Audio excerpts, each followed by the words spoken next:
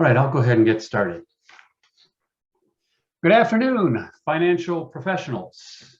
My name is John Florence with E4 Insurance Services, and I am welcoming you today to another edition of The Brew, Building Relationships Every Week. Thanks for tuning in today, and for those of you joining us for the first time, we like to start the Brewcast by celebrating today's National Day. There's several of them today. Today is National Tap Dance Day. If you're not aware, tap dance is one of the quintessential American art forms, originated in the early 1800s, an amalgam of both African and Irish dance influences, and we celebrate that art form today. Another day today is National Towel Day, which doesn't really seem like something that we would have a national day for, but it's a little bit of a reference to the geeks among us. If you ever read the book of Doug Adams, by Doug Adams, called The Hitchhiker's Guide to the Galaxy, it's really a reference to that. So National Towel Day celebrates the authorship of The Hitchhiker's Guide to the Galaxy and Doug Adams, referring to his thoughts about how important the towel is to human existence. So we celebrate that day today. And today is also National Wine Day. If you don't have a glass already started, go ahead and uncork a bottle while we listen to the brew presentation that's coming up in just a moment. But interesting thing on wine, if you've ever wondered why a bottle of wine is 750 milliliters, the standard bottle of wine. Wine, as you know, has been around for thousands of years, and another amazing art form. And there's a lot of theories as to how the 750 milliliter wine bottle emerged. Some people think that it goes back to the Middle Ages, when it was the most efficient size for transport. Some people think that it's related to the fact that wine bottles were hand blown, and it was a size that was capable based on the pulmonary capabilities of the glass blowers themselves. I prefer the French approach to it, which is that a 750 milliliter bottle of wine is the perfect size for two people to drink in one sitting, two friends getting together. So I encourage you today on National Wine Day to get your loved one or your best friend or significant other and sit down and share a bottle of wine with them. On today's brew, we have Doug Bowden, who is with Symetra, and Doug is the Director of Advanced Planning there. And he's going to join us today to discuss Symetra's multi-life business platform, to give us some of those details. Feel free today during the presentation to use the chat box to share your thoughts or to ask questions. Also, all attendees are in a drawing for a prize, and that prize will be announced at the end of the presentation. We thank you for tuning in. So Doug, I will hand the floor over to you. I'll turn my screen and mic off, and I'll come and join you after your presentation is done. The floor is yours, and welcome to the brew. All right, thank you, John. Thank you, and it's good to be part of National Wine Day. Can't beat that one. To do that, so let's just spend a few minutes here and talk about our new multi-life business program that we have at Symetra. We're very excited about it. We very recently rolled this out. And first, before I touch on it, I just want to talk about the product that associates ourselves with this specific multi-life platform, which is our new Symetra Accumulator Ascent product out here, which we've continued to keep pace with our what we call low-cost customer value IUL style of product. And this is an accumulation style product, where we've added the Putnam Dynamic Low Volatility Excess Return Index. Try saying that 5 times real quick. Specifically with this product, which is basically, you can see the bullets over on the left side. So it's a control volatility index, which targets about 5%. And it focuses on stocks, bonds, and cash, those 3 simple categories, nothing rocket science and crazy. And they use those to keep that volatility where they want it within there. But anyway, there's much more information on that for another day. For that, but we just want to show you how competitive the product is since we've rolled this out. We're looking at a male 55, and we are paying $100,000 for 5 years, and we're just using max AGI illustrated rates for every carrier on here. And you can see we're certainly a top contender, if you will, for distributions, cash value, target premiums, everything you're looking for in a product. And more importantly, if you actually look at that cost sheet that prints out in the illustration system, you will see that those cumulative charges are quite low, as you can see over on the right-hand column there at 160,000 in this example. So that's our claim to fame and our story that we're sticking with the Ascent IUL product. And so now what I'm going to do is take that product, and we're going to touch on our multi-life platform here, and we'll touch on eligibility, some guidelines, just things you need to know. We're not trying to make you an expert. We're just trying to make you familiar with the program today. And myself and Brad Mills and his internal wholesaler are certainly available to answer more questions as we go along. So to keep things simple, it is a guaranteed issue platform, true guaranteed issue here within this. And we're looking for a minimum of 10 lives to participate in this. And we'll look at cases up to a maximum of 250. But larger groups, please give us a shout. Always interested in learning about them, see if we can make them fit within this program. And we are looking for an employer-employee relationship in here. So this is really an employer-sponsored plan that we're looking at, where we have owners, management, really white-collar professionals, if you will, with a minimum income of 75,000. Again, that's a guideline. It's just there, and it can be plus bonus in there, because we are really looking for the key individuals in an organization, as if we were looking at a key person type of arrangement. What makes that person key to the organization, or if we were going to do maybe a deferred comp arrangement, or even a split dollar arrangement, buy-sell arrangements between owners and majority partners within organizations. That's the group that works really well in here. But of course, if you have a question on a certain style of group, please come and talk to us about it. And we're looking for about 80% participation from the employees. So if we, have a group of 100, I'm just throwing it out for the easy math in here, we're looking for at least 80 employees to to opt in, if you will, to the program that the employer is setting up within there. So it's not a true voluntary style of plan. It is simply, the key employee can always have the right to opt out for life insurance on their lives in there. So we're looking for 80% participation, and that's a pretty, I'm going to say, a soft benchmark for a multi-life program. A lot of plans would require 100% of participation out there. So that's a good benchmark there. And for an employee to participate here, we're looking for, these are the questions that are on the application. There's just 3 questions: are you a smoker, non-smoker, and do you work minimum of 30 hours a week? That just kind of gets us to the full-time category. And have you been hospitalized or absent from work due to illness or accident for more than 3 days in the last 3 months? Interesting question, isn't it? So just because you answered yes to that question doesn't mean that an underwriter won't do a quick review and still allow that person to be in there, do that within there. So as we continue on in the slide here, and of course we're looking for U.S. citizens and so forth, but I will say that we will look at plans where there is what we'll call a foreign national, if you will, within here, and it can be 1%. So if we have a 10 life case, one person in that group could be a foreign national, and they would have to qualify under our foreign national guidelines for our normal foreign national program that's out there to do that. So anyway, just a little tidbits, just want to make sure you're aware of that. We talked about the Accumulator Ascent product in this.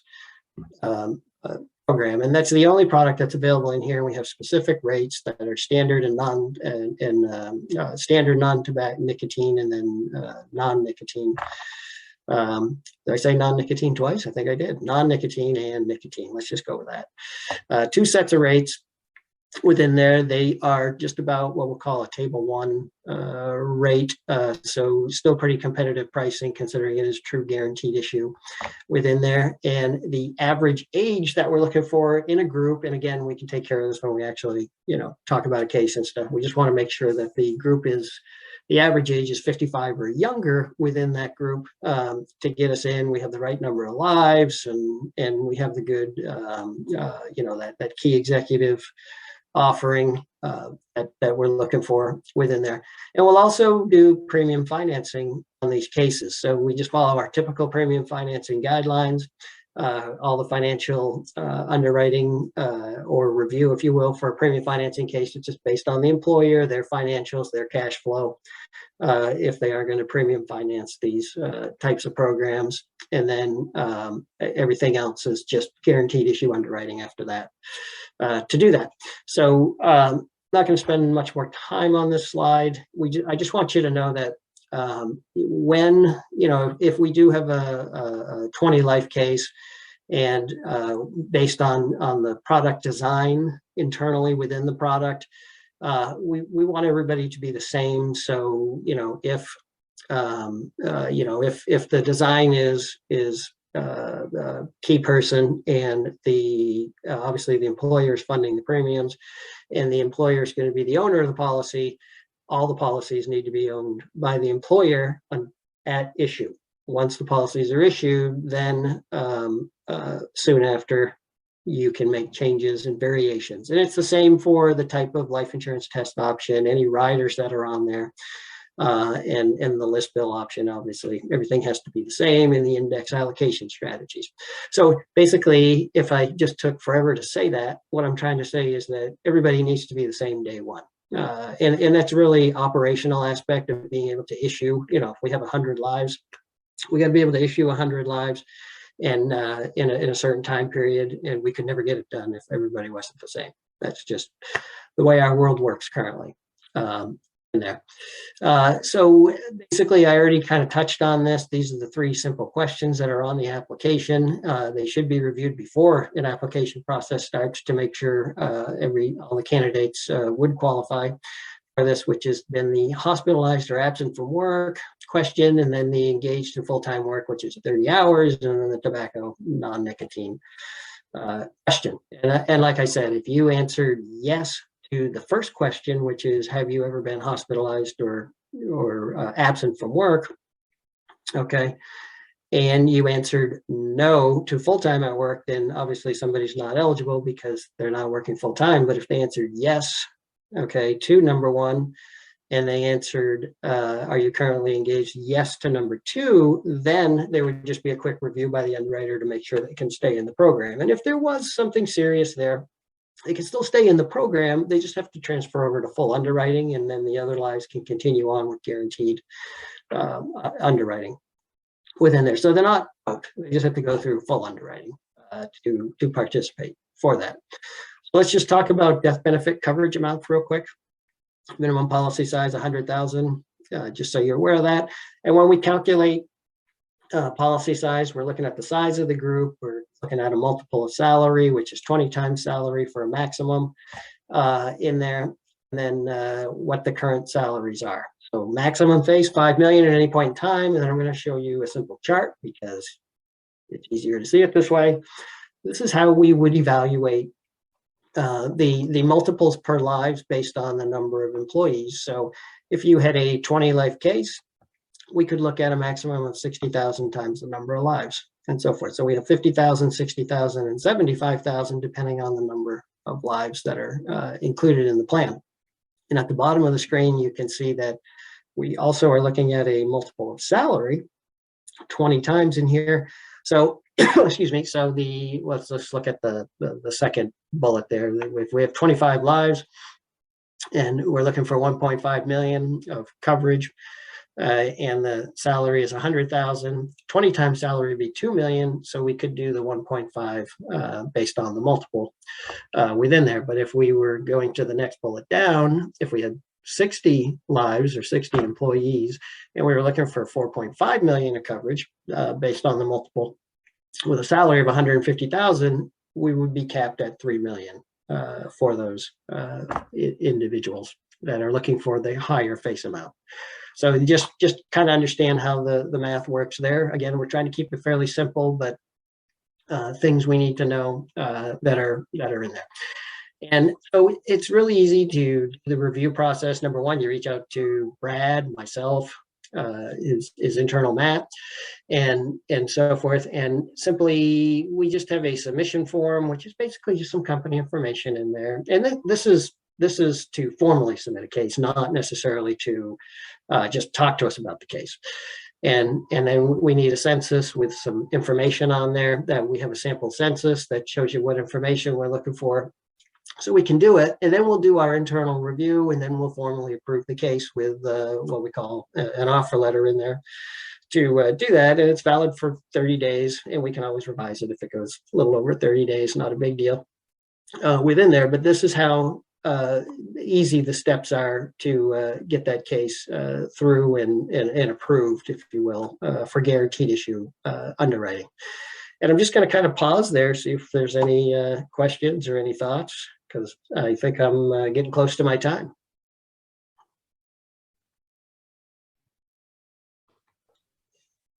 Well, Doug, I don't see any outstanding questions.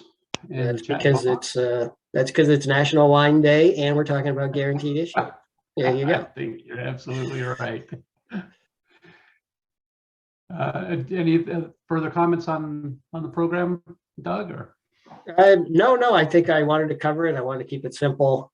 Please, if you have a case that you think is 10 lives or more and maybe a good fit for us, please come and talk to Brad, myself, and we can be your guide to see if it is a fit, and if it is, we'll make it work for you.